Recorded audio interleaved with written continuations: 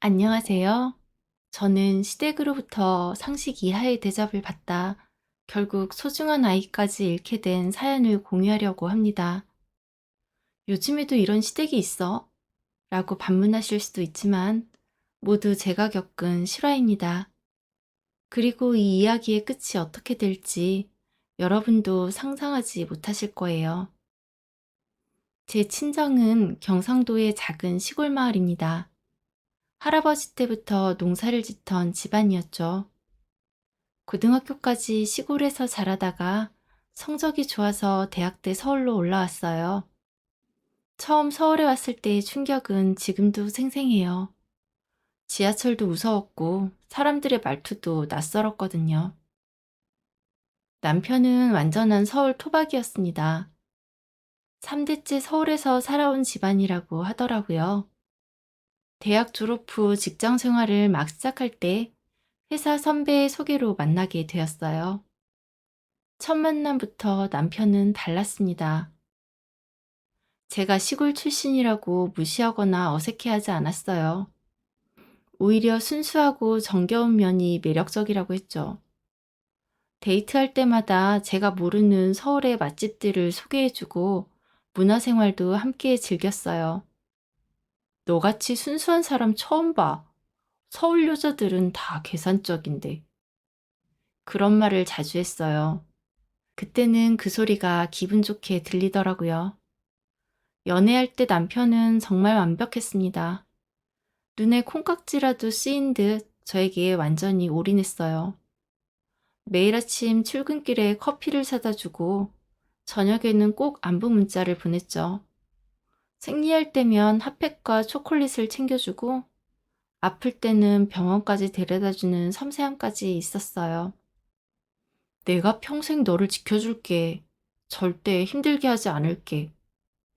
프로포즈할 때 했던 말이 지금 생각하면 얼마나 허무한지. 몇 년간의 연애 끝에 저희는 30을 넘어 결혼했습니다. 둘 다 직장 생활을 하고 있어서 양가에 손 벌리지 않고 서울 외곽에 전세로나마 집을 마련했어요.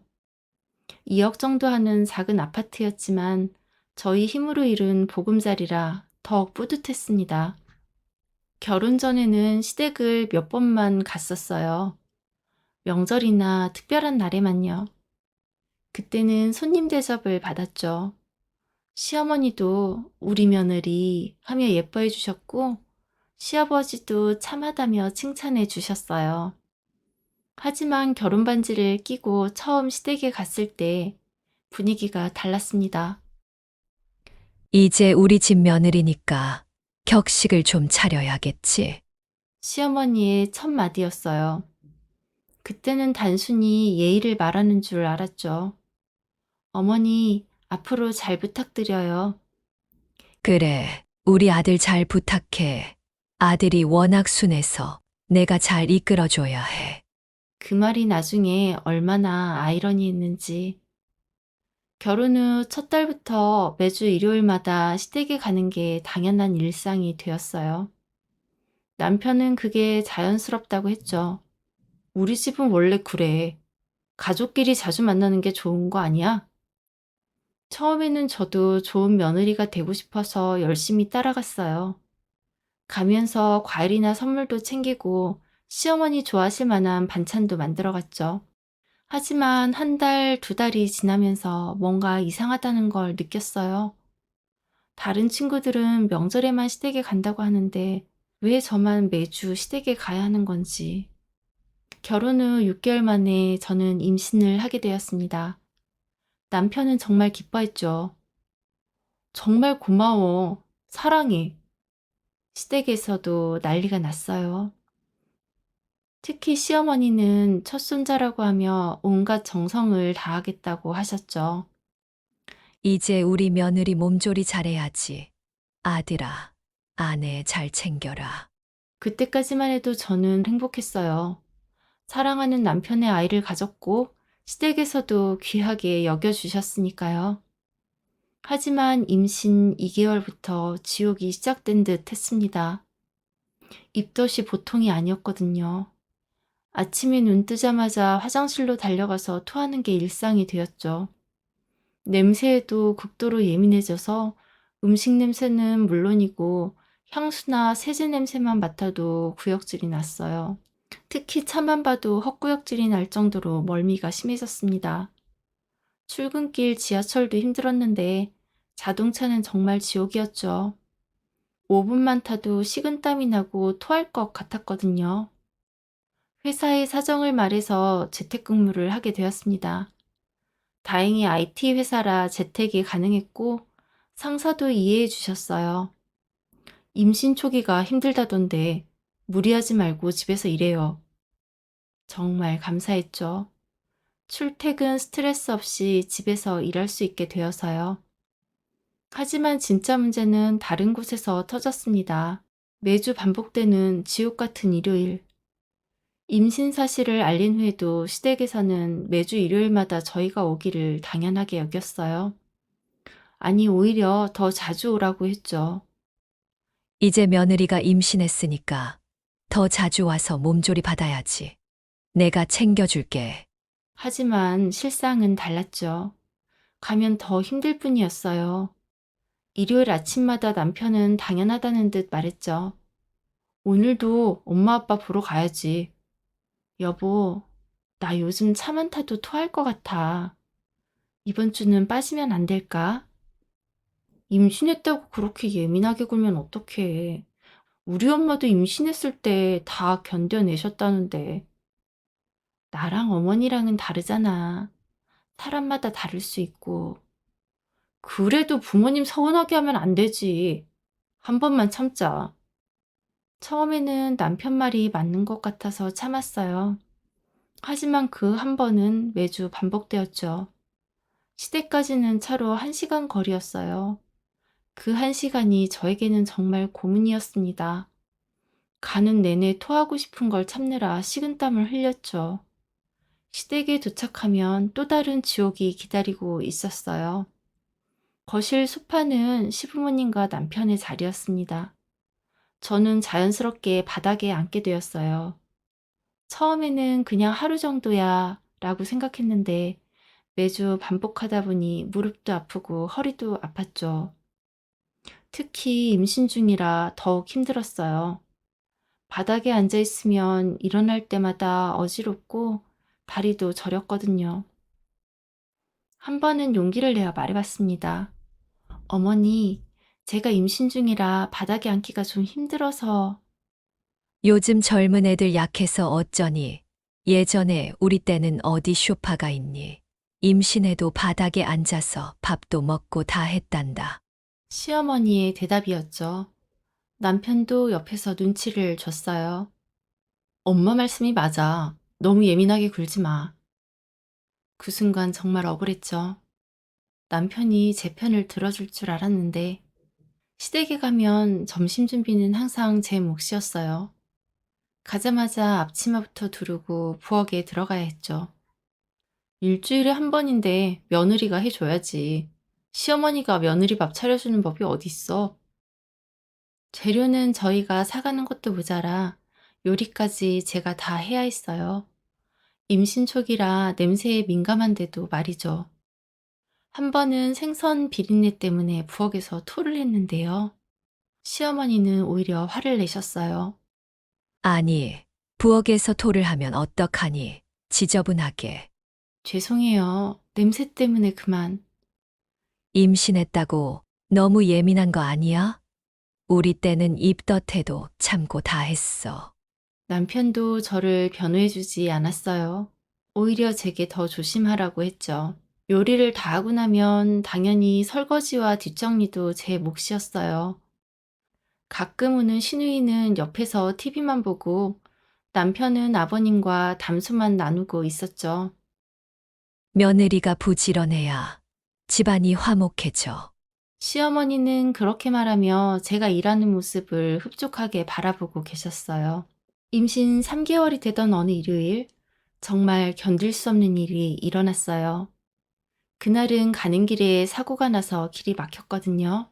평소보다 1시간 더 걸려서 시댁에 도착했는데 저는 이미 반죽음 상태였죠. 차에서 3번이나 토했고 얼굴은 새파래져 있었어요. 그런데 시댁에서는 늦게 왔다며 불쾌한 표정을 짓더라고요. 약속 시간도 못 지키고 시부모를 기다리게 하는 게 말이 되니? 어머니, 길이 막혀서 그랬어요. 사고가 나서. 변명은 하지 마라. 일찍 출발하면 되는 거 아니야? 이번에도 남편은 저를 변호해주지 않았어요. 오히려 제게 사죄하라는 눈치를 줬죠. 그날 점심 준비를 하다 저는 결국 쓰러졌습니다. 어지러워서 주저앉고 말았거든요. 괜찮아? 남편이 부축해줬지만 시어머니의 반응은 차가웠어요. 임신했다고 너무 오버하는 거 아니니? 우리 때는 임신해도 온갖 집안일 다 하고 버텼어. 그날 집에 돌아와서 남편에게 진지하게 말했습니다. 당신, 나 정말 힘들어. 아기 낳을 때까지만 당신 혼자 다녀오면 안 될까? 무슨 소리야? 며느리가 시댁을 안 가면 어떡해? 정말 힘들어서 그래. 입덧도 심하고 차만 타도 토할 것 같고. 다른 사람들은 잘만 다니는데 너만 유독 힘들어해. 사람마다 다른 거잖아. 나는 정말 견디기 힘들어. 젊은 우리가 맞춰드리는 게 맞지. 연세 있으신 분들 서운하게 해야겠어? 내가 그냥 가기 싫다는 게 아니라 몸이 정말 안 좋아서 그래. 엄마 아빠가 그렇게 원하시는데 그것도 못 들어드리니? 언제 돌아가실지도 모르는데. 아직 젊으신데 왜 돌아가셔? 너무 앞서갔어. 그러니까 내 얘기는 한평생 사시는 것도 아닌데 좀 맞춰주면 어떠냐는 거지. 내가 일부러 그래. 입덧을 뭐라 말로 표현을 못하겠어. 종일 멀미하고 있는 기분이야. 남편은 점점 짜증이 나기 시작한 것 같았어요. 너 요즘 너무 이기적인 것 같아. 결혼하고 시댁 식구 챙기는 건 당연한 거야. 나 이기적인 거 아니야. 몸이 힘들다고. 그리고 우리 친정은?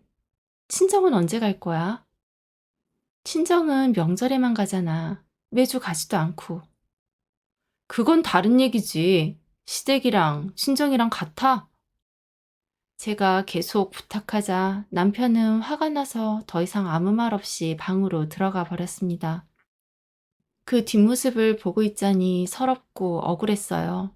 며칠 후 몸 상태가 너무 안 좋아 산부인과에 갔어요. 계속 토하고 어지럽고 밥도 제대로 못 먹겠더라고요. 의사 선생님이 검사를 하시더니 심각한 표정을 지으셨어요. 이건 단순한 입덧이 아니에요. 심각한 스트레스성 과민 반응입니다. 네? 스트레스요? 임신 중에 과도한 스트레스를 받으면 이런 증상이 나타날 수 있어요. 더 심해지면 태아에게도 영향을 줄 수 있습니다. 그 말에 정말 겁이 났어요. 아이에게까지 피해가 갈까 봐서요. 그럼 어떻게 해야 하나요? 일단 스트레스 요인을 제거하는 게 가장 중요해요. 무리한 외출이나 필요한 일은 피하시고 안정을 취하세요. 의사 선생님의 진단서를 받아서 집에 왔어요. 이번에야말로 남편이 이해해 줄 거라고 생각했죠. 당신, 나 병원 다녀왔어. 의사가 스트레스 때문에 이런 증상이 나타난다고 해. 무리한 외출은 피하라고 하셨어. 남편에게 진단서까지 보여줬어요. 하지만 남편의 반응은 예상과 달랐습니다. 의사들이 다 그런 식으로 말하지. 조심하라고. 진단서까지 써줬어. 정말 심각한 거야. 너 혹시 일부러 의사한테 그렇게 말한 거 아니야? 그 말에 저는 충격을 받았습니다. 남편이 저를 거짓말쟁이 취급까지 하더라고요. 나를 그런 사람으로 보는 거야? 아니, 근데 너 요즘 시댁 가기 싫어하니까. 시댁 가기 싫어서 거짓말할 사람으로 보는 거구나. 남편은 아무 대답도 하지 않았어요. 그냥 방에 들어가서 문을 닫아버렸죠. 그날 밤 저는 혼자 울었습니다. 그렇게 외로울 줄 몰랐어요. 임신 4개월이 되던 어느 금요일 밤, 남편이 퇴근하자마자 말했어요. 이번 주는 엄마가 제사 준비해야 한대. 토요일 아침 일찍 가자. 순간 숨이 턱 막혔어요. 제사 준비라니. 그럼 하루 종일 부엌에서 일해야 한다는 얘기잖아요. 나 이번엔 정말 못 갈 것 같아. 며칠째 물도 못 넘기고 있어. 그럼 나 혼자 가라고? 엄마 앞에서 또 너 핑계 대게? 핑계가 아니라 정말 아픈 거야. 의사도 의사 얘기는 그만해. 이미 들었어. 남편은 휴대폰만 만지작거리며 냉랭하게 말했어요. 제사는 우리 집 큰 행사야. 며느리만 빠지면 말이 되니?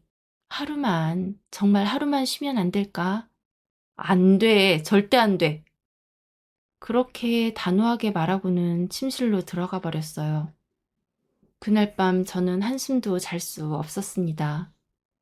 토요일 아침 일찍 시댁에 갔어요. 가는 내내 토할 것 같아서 비닐봉지를 몇 개나 들고 갔죠. 시댁에 도착하자마자 시어머니가 말씀하셨어요.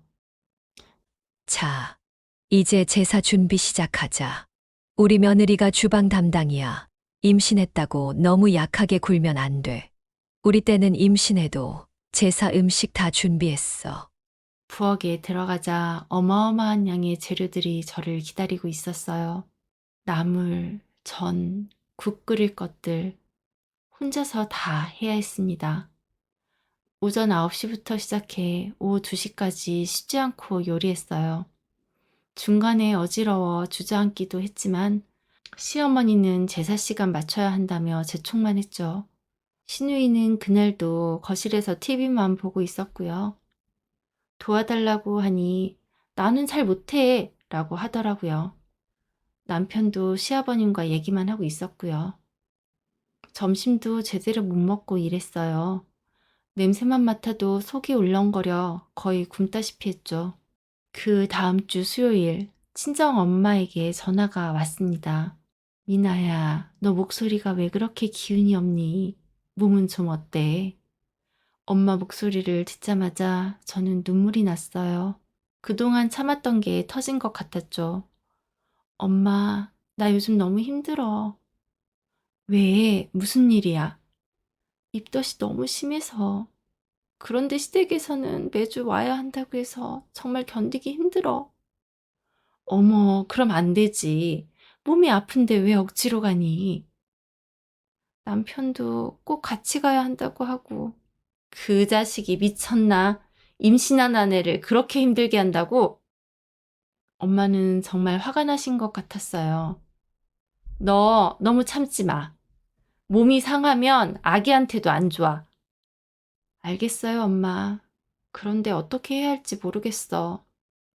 일단 좀 쉬어라. 시댁은 당분간 가지 말고. 엄마와 얘기하고 나니까 조금 위로가 되었어요. 그래도 누군가는 제 편이구나 싶었죠. 그런데 남편이 제 전화를 엿듣고 있었나 봐요. 전화를 끊자마자 화를 내더라고요. 너 어머님한테 시댁 욕했니? 욕한 게 아니라 힘들다고 했어.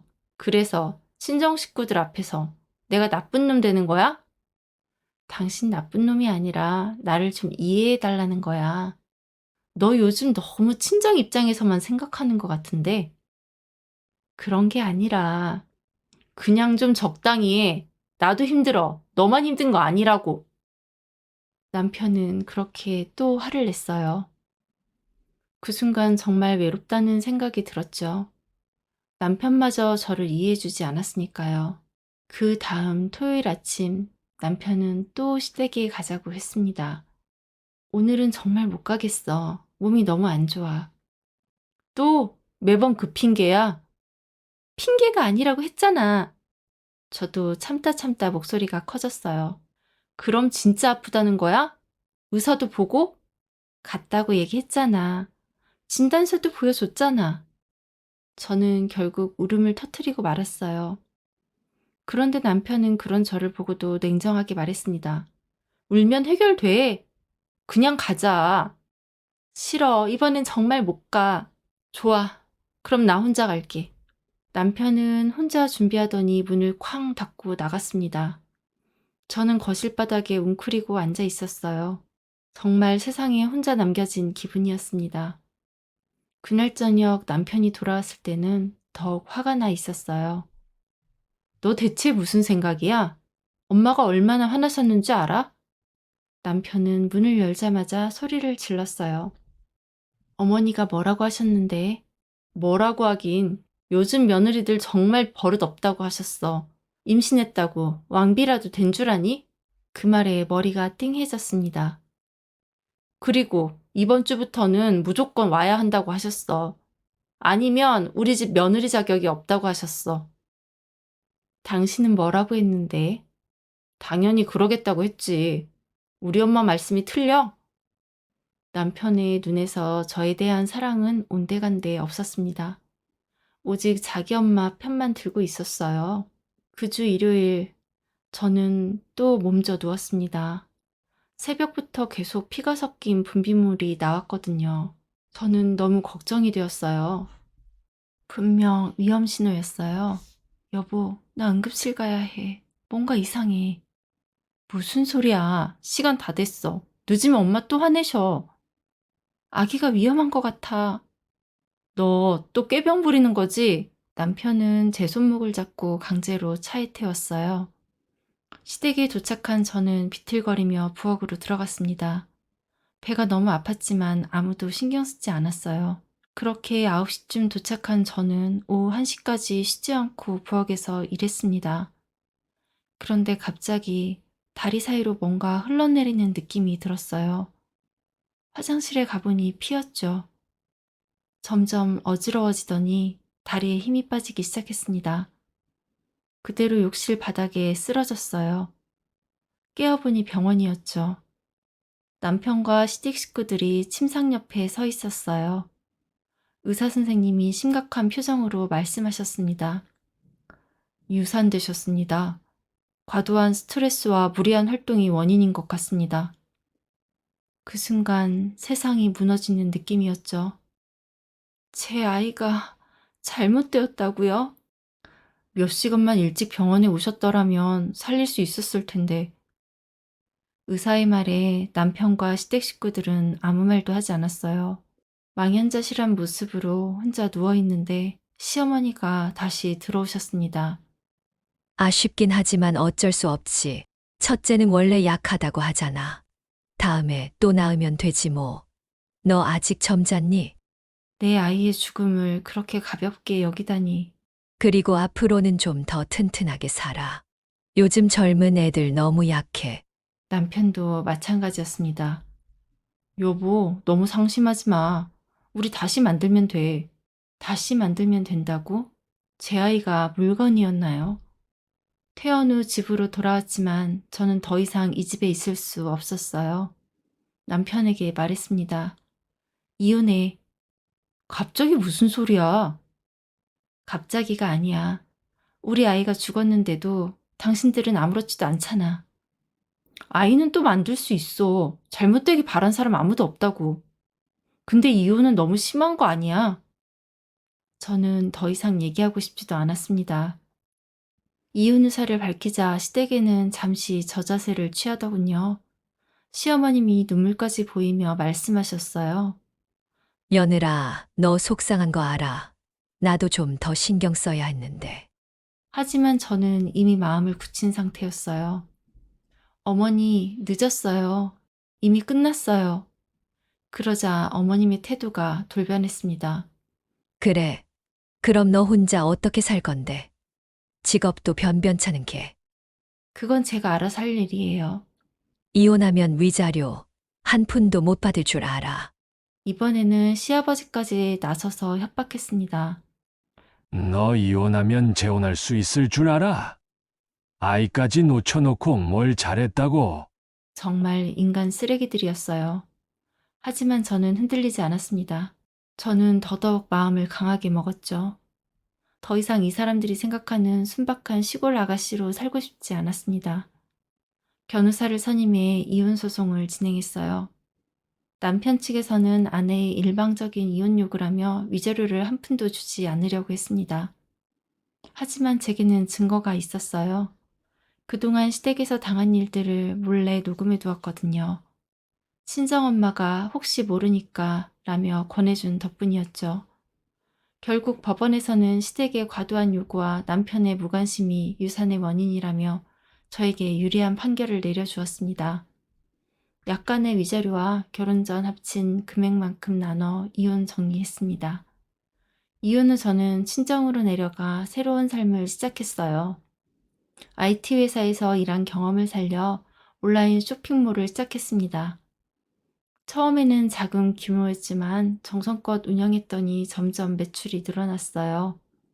특히 시골 특산품을 도시에 판매하는 사업이 대박이 났습니다. 친정이 농촌이다 보니 좋은 품질의 농산물을 저렴하게 공급받을 수 있었거든요. 이혼 후 모든 열정을 쇼핑몰에 쏟아부었습니다. 5년이 지나자 제 쇼핑몰은 연매출 50억 원이 넘는 회사로 성장했어요. 직원도 30명이나 되고 서울에 본사까지 차렸죠. 그 과정에서 좋은 사람도 만나 재혼했습니다. 새 남편은 정말 저를 소중히 여겨주는 분이었죠. 무엇보다 제 과거를 모두 이해해주고 지지해줬어요. 건강한 딸까지 낳았고요. 이번엔 정말 행복한 임신과 출산이었습니다. 그런데 아이러니하게도 제가 성공할수록 전 시댁은 몰락해갔어요. 먼저 전 남편이 문제였죠. 저와 이혼한 후 순종적인 여자를 만나겠다며 10살 어린 여자와 재혼했다고 해요. 하지만 그 여자는 전 남편의 돈만 노리고 접근한 거였죠. 결혼 1년 만에 전 남편의 통장을 털고 다른 남자와 도망갔다고 합니다. 어찌 보면 당연한 결과 아니겠어요? 10살이나 젊은 여자가 왜 나이 많은 남자랑 결혼해서 말도 안 되는 시댁에 순종하며 살겠어요. 전 남편은 빚더미에 앉게 되었고 결국 부모님께 손을 벌렸다고 해요. 하지만 시아버님은 사업 실패로 파산한 상태였죠. 보증을 잘못 썼다가 모든 재산을 날린 거였어요. 그 서울집도 경매로 넘어갔고요. 어느 날 회사로 예상치 못한 방문객들이 찾아왔습니다. 전 남편과 전 시댁 식구들이었어요. 5년 전과는 완전히 다른 모습이었죠. 초라해 보였어요. 얘야, 시어머님은 겸손해진 모습으로 저에게 애걸하듯 말했습니다. 우리가 잘못했어. 그때 너무 심하게 대했지. 지금 와서 무슨 말씀이세요? 좀 도와줘. 우리 상황이 정말 안 좋게 됐어. 전 남편도 무릎까지 꿇으며 사정을 하더라고요. 여보, 내가 정말 잘못했어. 그때 너를 지켜줬어야 했는데. 저는 차갑게 웃었어요. 죄송하지만 도와드릴 이유가 없네요. 그래도 한때는 가족이었잖아. 가족이요? 제가 아이를 잃었을 때 가족다운 위로 한마디라도 해주셨나요? 시어머니는 할 말이 없었어요. 그때 어머님이 뭐라고 하셨죠? 제 몸이 약해서 그런 거라고. 또 만들면 된다고 하셨죠. 그건 그때 내가 너무 몰랐어. 몰랐다고요? 사람이 그렇게 몰라도 되는 건가요? 전 남편도 마찬가지였어요. 당신도 마찬가지였죠. 응급실에 가자고 할 때 뭐라고 했어요? 꾀병 부린다고 했죠. 내가 정말 미쳤어. 제발 한 번만 용서해줘. 용서요? 그래요. 이제 잊을게요. 그러자 모두들 희망에 찬 표정으로 저를 보더라고요. 하지만 도움은 절대 안 드려요. 그게 제 용서의 한계거든요. 그들의 얼굴이 절망으로 바뀌었습니다. 대신 조언 하나 드릴게요. 다른 사람에게 가서 빌어보세요. 혹시 불쌍히 여겨서 도와줄 사람이 있을지 모르니. 며느라, 제발. 아, 그리고 며느리라고 부르지 마세요. 전 더 이상 당신들의 며느리가 아니거든요. 그리고 저는 보안요원을 불렀습니다. 창가에서 그들이 떠나는 모습을 지켜봤어요. 초라한 뒷모습이 5년 전의 제 모습과 겹쳐 보이더군요. 하지만 이제는 달라졌죠. 저는 성공했고, 사랑하는 가족이 있고, 당당하게 살아가고 있습니다. 옛 생각에 잠겨 있는데 전화벨이 울렸어요. 제 남편이었죠. 여보, 오늘 저녁에 우리 딸이랑 같이 맛있는 거 먹을까? 좋아요. 뭐 먹을래요? 우리 딸이 좋아하는 떡볶이 어때? 따뜻한 남편의 목소리를 들으며 저는 웃었습니다. 진짜 행복이 뭔지 이제 알 것 같았어요. 저는 여전히 사업에 매진하며 열심히 살아가고 있습니다. 전 시댁 식구들은 어떻게 지내는지 모르겠어요. 사실 이제는 관심도 없어요. 가끔 과거를 떠올리면 감사한 마음이 들어요. 그들이 저를 그렇게 혹독하게 대하지 않았다면 저도 이렇게 강해지지 못했을 테니까요. 우리 딸에게는 항상 말해줘요. 세상에는 나쁜 사람들도 있어. 하지만 그들 때문에 너의 꿈을 포기하면 안 돼. 대신 더 강해져서 당당하게 살아가야 해.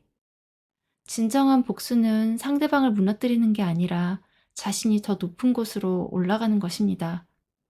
그리고 그때야 비로소 상대방의 진짜 모습이 보이게 되는 거죠. 지금 힘든 시간을 보내고 계신 분들, 포기하지 마세요. 당신의 성공이 가장 완벽한 복수가 될 수 있습니다.